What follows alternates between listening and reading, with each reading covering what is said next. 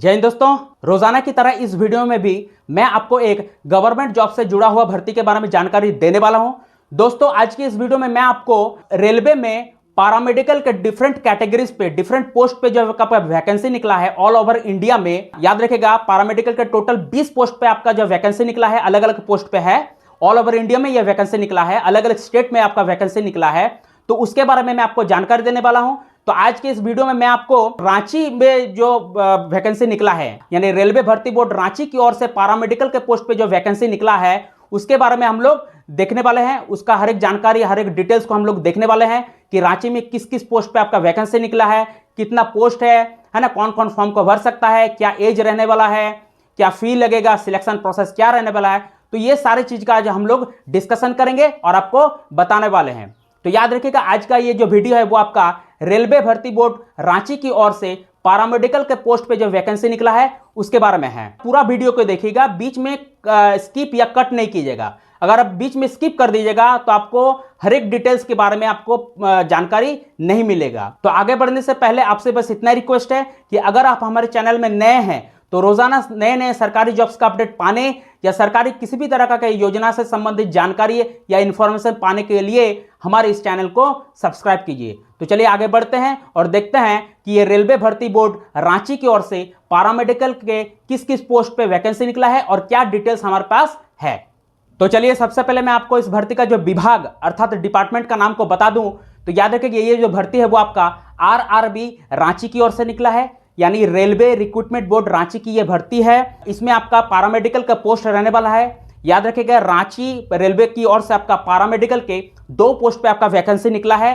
पहला पोस्ट आपका nursing superintendent रहने वाला है और दूसरा पोस्ट आपका फार्मासिस्ट इंटीग्रेट का रहने वाला है। तो याद रखिएगा, रांची रेलवे की ओर से पैरामेडिकल के टोटल 2 पोस्ट नर्सिंग सुपरिटेंडेंट और फार्मासिस्ट एंट्री ग्रेड पे आपका वैकेंसी निकला है। टोटल नंबर ऑफ पोस्ट इसमें आपका 30 रहने वाला है, यानी कुल पदों की संख्या आपका 30 है। यानी इन 2 पोस्ट को मिला के आपका नर्सिंग सुपरिटेंडेंट और फार्मासिस्ट, इन दोनों पदों को मिला के टोटल नंबर पद जो है आपका 30 है, 30 है। ठीक है, चलिए बात करें इसका विज्ञापन संख्या का। तो याद रखिएगा, इस भर्ती का जो विज्ञापन संख्या है वो आपका 4/2024 है। चलिए अब बात करते हैं इसका अप्लाई डेट का। तो याद रखिएगा, इसका ऑनलाइन एप्लीकेशन आपका 17 अगस्त से स्टार्ट हो जाएगा और लास्ट डेट जो है फॉर्म भरने का जो है अंतिम तिथि है वो आपका 16 सितंबर 2024 रहने वाला है। यानी इसमें आवेदन करने के लिए आपके पास लगभग 1 महीने का वक्त है ना, टाइम है। चलिए बात करें अगर करेक्शन डेट का। तो याद रखेगा कि फॉर्म भरते वक्त अगर किसी भी तरह का कोई मिस्टेक हो जा रहा है, इंक्लूडिंग आपके नाम में, इंक्लूडिंग आपके मोबाइल नंबर में, एड्रेस में, ईमेल आईडी में, तो अगर किसी भी तरह का कोई गलती हो जा रहा है तो उसको करेक्शन करने का डेट आपका याद रखेगा 17 सितंबर से लेके 26 सितंबर 2024 रहने वाला है। यानी 17 सितंबर से लेके 26 सितंबर तक विंडो खुला रहेगा। आप वहां पे जाके अपने फॉर्म को जो है एडिट कर सकते हैं और उसका करेक्शन कर सकते हैं। चलिए अब बात करते हैं इसमें कितना फी लगेगा। तो याद रखिएगा, इसमें जनरल, OBC और EWS कैंडिडेट को 500 रुपए का एप्लीकेशन फी देना पड़ेगा और वही अगर SC ST ex serviceman, female, PWBD, transgender, minorities, उन सबको 250 रुपए का जो है एप्लीकेशन फी लगने वाला है। और मोड ऑफ पेमेंट आपका ऑनलाइन रहने वाला है, यानी ऑनलाइन मोड पे आपको जो है फी पे करना पड़ेगा। और दूसरी बात यह है कि यह फी जो है आपका रिफंडेबल रहने वाला है, यानी जब आप इसके एग्जाम में अपीयर होंगे, यानी ये जो आपका रांची रेलवे भर्ती बोर्ड के एग्जाम जो है CBT के एग्जाम में जब आप एक बार अपीयर हो जाएंगे तो आपका पैसा जो है 400 रुपये रिफंड हो जाएगा। यानी जो 500 रुपये एप्लीकेशन फी देगा उनको 400 रुपया रेलवे भर्ती बोर्ड की ओर से जो है वो रिटर्न कर दिया जाएगा।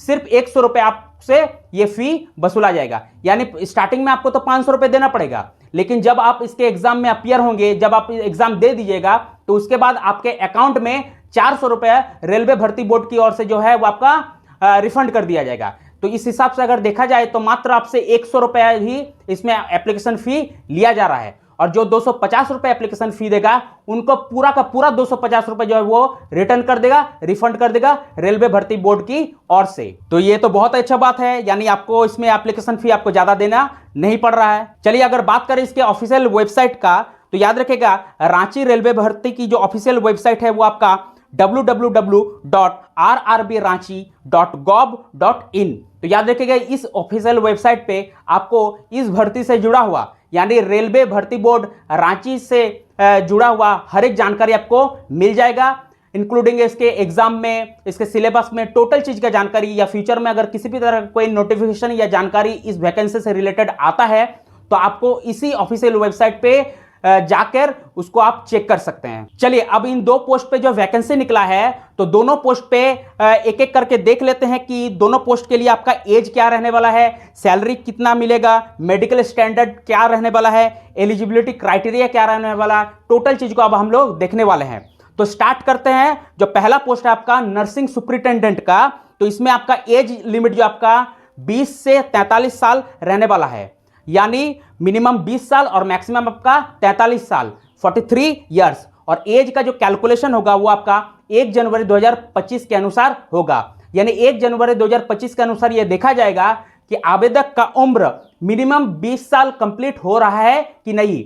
अगर आवेदक का उम्र 1 जनवरी 2025 के अनुसार 20 साल कंप्लीट नहीं हो रहा है, 20 साल से कम हो जा रहा है, तो वो इसमें आवेदन नहीं कर सकता है। यानी एज का कैलकुलेशन याद रखेगा आपका 1 जनवरी 2025 के अनुसार होने वाला है। साथ ही साथ झारखंड राज्य के अकॉर्डिंग रिजर्व कैटेगरी को एज रिलैक्सेशन भी मिलने वाला है। चलिए अब बात करें इसका कितना सैलरी मिलेगा। अगर आपका इसमें सिलेक्शन होता है तो आपको कितना सैलरी मिलेगा, तो याद रखेगा आपका नर्सिंग सुपरिटेंडेंट में 7th पे लेवल के हिसाब से आपका सैलरी रहने वाला है, यानी इनिशियल पे आपका 44,900 पर मंथ होने वाला है। और साथ ही साथ और सभी दूसरे भत्ते भी इसमें दिए जाएंगे। तो याद रखेगा नर्सिंग सुपरिटेंडेंट में आपका सैलरी का जो लेवल आपका 7th पे लेवल रहने वाला है और 44,900 पर मंथ आपको जो है इनिशियल सैलरी मिलने वाला है, यानी इसमें सैलरी बहुत अच्छा खासा रहने वाला है। चलिए अब बात करते हैं इसके मेडिकल स्टैंडर्ड का। तो याद रखिएगा नर्सिंग सुपरिटेंडेंट में C1 लेवल का जो है मेडिकल स्टैंडर्ड का रिक्वायरमेंट रहने वाला है। अब बात करते हैं इसके एलिजिबिलिटी क्राइटेरिया का कि कौन कौन इस फॉर्म को भर सकता है, तो इसको ध्यान से सुनिएगा। याद रखिएगा इसको GNM वाले अप्लाई कर सकते हैं, यानी अगर आप GNM हैं तो आप इसको अप्लाई कर सकते हैं। लेकिन यहां पे एक क्वेश्चन आता है कि क्या GNM के फ्रेशर कैंडिडेट अप्लाई कर सकते हैं, तो आंसर है बिल्कुल हाँ कर सकते हैं। यानी GNM के फ्रेशर और एक्सपीरियंस दोनों कैंडिडेट इसको अप्लाई कर सकते हैं। क्लियर है। GNM में किसी भी प्रकार का जो है आपका कोई रजिस्ट्रेशन सर्टिफिकेट का कंपलसरी रिक्वायरमेंट नहीं है, यानी अगर आपके पास किसी भी नर्सिंग से जो है रजिस्ट्रेशन सर्टिफिकेट है तो ठीक है, और अगर आपके पास नहीं है तो भी आप अप्लाई कर सकते हैं। यानी GNM वाले जो है आपका फ्रेशर भी अप्लाई कर सकते हैं और GNM वाले एक्सपीरियंस भी इसमें अप्लाई कर सकते हैं। याद रखिएगा इसमें किसी भी प्रकार का कोई रजिस्ट्रेशन सर्टिफिकेट का कंपलसरी रिक्वायरमेंट इसमें नहीं मांगा है कि आपको जो है कंपलसरी देना ही होगा, ऐसा इसमें कोई बात नहीं है। अगर आपके पास सर्टिफिकेट है, रजिस्ट्रेशन सर्टिफिकेट है अगर नर्सिंग से, तो बहुत अच्छा बात है, और अगर नहीं है तब भी आपको घबराने का, आपको टेंशन का कोई बात नहीं है, आप इसमें आवेदन कर सकते हैं। तो पहला हो गया GNM वाले इसको अप्लाई कर सकते हैं, GNM फ्रेशर और एक्सपीरियंस दोनों अप्लाई कर सकते हैं। दूसरा BSc नर्सिंग वाले इसमें अप्लाई कर सकते हैं। अब तीसरा याद रखेगा ANM वाले इसको अप्लाई कर सकते हैं, लेकिन ANM वाले के पास जो है याद रखेगा INC का जो है रजिस्टर्ड सर्टिफिकेट होना होगा। INC अर्थात इंडियन नर्सिंग काउंसिल। तो ANM वाले के पास अगर INC का रजिस्टर्ड सर्टिफिकेट उनके पास है, इंडियन नर्सिंग काउंसिल का अगर रजिस्टर्ड सर्टिफिकेट है, तो वो इसमें आवेदन कर सकता है। देखिए वैसे तो अलग अलग स्टेट में जो आपका स्टेट वाइज नर्सिंग काउंसिल का रजिस्ट्रेशन सर्टिफिकेट बहुत कोई का पास होता है, तो दूसरे पैरामेडिकल का एग्जाम में वो आपका लिया जाता है। जैसे आपका दिल्ली नर्सिंग काउंसिल हो गया, पटना नर्सिंग काउंसिल हो गया, मुंबई नर्सिंग काउंसिल हो गया, रांची नर्सिंग काउंसिल हो गया। तो अलग अलग स्टेट वाइज जो है आपका नर्सिंग काउंसिल का सर्टिफिकेट भी आपके पास बहुत कोई का होता है, तो दूसरे पैरामेडिकल एग्जाम में वो चल जाता है। लेकिन खास इस बार जो है इस पैरामेडिकल का एग्जाम में, रेलवे पैरामेडिकल के एग्जाम में, इस भर्ती में आपको ANM वाले के पास अगर INC का सर्टिफिकेट हो, इंडियन नर्सिंग काउंसिल का अगर उसके पास सर्टिफिकेट होगा, तो ही वो इसमें आवेदन कर सकता है। तो सबसे इंपॉर्टेंट है सभी ANM वाले अप्लाई नहीं कर सकते हैं। जो ANM के पास INC का सर्टिफिकेट होगा, यानी इंडियन नर्सिंग काउंसिल का अगर उनके पास सर्टिफिकेट होगा, तो वही ANM वाले इसमें अप्लाई कर सकते हैं। चलिए एक बार फिर से दोहरा देता हूं कि नर्सिंग सुपरिटेंडेंट पे आवेदन करने के लिए कौन कौन अप्लाई कर सकता है। तो GNM फ्रेशर और एक्सपीरियंस दोनों आवेदन कर सकते हैं, BSc नर्सिंग वाले अप्लाई कर सकते हैं, और ANM जिनके पास आईएनसी का सर्टिफिकेट है यानी इंडियन नर्सिंग काउंसिल का अगर सर्टिफिकेट है तो ही वो इसमें आवेदन कर सकता है। कोई स्टेट वाइज जो आपका नर्सिंग काउंसिल का अगर सर्टिफिकेट है तो वो नहीं चलने वाला है। सिर्फ और सिर्फ आपको आईएनसी का सर्टिफिकेट चाहिए एएनएम वालों को, तभी वो एएनएम वाले इसमें अप्लाई कर सकते हैं। चलिए अब बात कर रहे थे फार्मासिस्ट के पदों पे अप्लाई करने के लिए क्या eligibility criteria, age, medical standard क्या रहने वाला है। तो याद रखेगा फार्मासिस्ट में आवेदन करने के लिए आवेदक का एज लिमिट आपका 20 साल से 38 साल रहने वाला है, यानी मिनिमम 20 साल और मैक्सिमम 38 साल 38 ईयर्स। और इसमें भी आपका एज का जो कैलकुलेशन होगा वो आपका 1 जनवरी 2025 के अनुसार होगा, यानी 1 जनवरी 2025 के अनुसार यह देखा जाएगा कि आवेदक का मिनिमम उम्र आपका 20 साल हो रहा है कि नहीं। अगर 20 साल से कम हो जा रहा है आपका 1 जनवरी 2025 के अनुसार मैं कह रहा हूं, तो वो इसमें आवेदन नहीं कर सकता है। और साथ ही साथ जो अगर 38 साल यानी 38 ईयर्स से अगर ओवर हो जा रहा तो वो भी इसमें आवेदन नहीं कर सकता है। और साथ ही साथ झारखंड स्टेट के रिजर्व कैटेगरी को जो है एज रिलैक्सेशन भी आपको मिलने वाला है। चलिए बात करते हैं कितना मेडिकल स्टैंडर्ड चाहिए इसमें। तो याद रखिएगा फार्मासिस्ट एंट्री ग्रेड में आवेदन करने के लिए इसमें C2 लेवल का जो है मेडिकल स्टैंडर्ड मांगा है। चलिए अब बात कर लेते हैं कि कितना सैलरी मिलेगा। तो याद रखिएगा फार्मासिस्ट में आपको 5th पे लेवल के हिसाब से सैलरी मिलेगा और 29,200 पर मंथ जो है आपको इनिशियल पे के हिसाब से पर मंथ सैलरी मिलने वाला है। और साथ ही साथ दूसरे सब भत्ते भी आपको दिए जाएंगे। चलिए अब बात कर लेते हैं इसके एलिजिबिलिटी क्राइटेरिया का। तो याद रखेगा फार्मासिस्ट पदों पर आवेदन करने के लिए क्या एलिजिबिलिटी क्राइटेरिया रहेगा। तो याद रखेगा अगर आप 12th पास है बायोलॉजी सब्जेक्ट के साथ, यानी 12th में इंटर में अगर आपका बायोलॉजी सब्जेक्ट रहा है तो आप इसमें आवेदन कर सकते हैं। तो और दूसरा आपके पास फार्मेसी का जो है डिप्लोमा का सर्टिफिकेट रहना होगा, यानी अगर आप इंटर पास किए हैं बायोलॉजी सब्जेक्ट के साथ और आपके पास फार्मेसी का डिप्लोमा सर्टिफिकेट है तो आप इसमें आवेदन कर सकते हैं। और साथ ही साथ बी फार्मा, डी फार्मा वाले भी इसमें आवेदन कर सकते हैं। तो फार्मासिस्ट पदों पे आवेदन करने के लिए एलिजिबिलिटी क्राइटेरिया को मैं फिर से दोहराता हूं।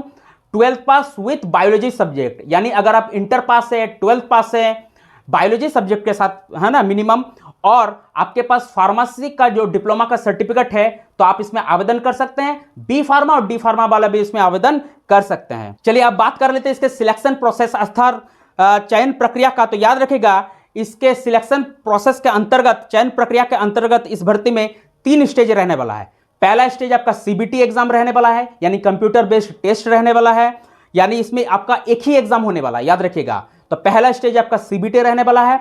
दूसरा स्टेज है आपका डॉक्यूमेंट्स वेरिफिकेशन अर्थात दस्तावेज सत्यापन रहने वाला है।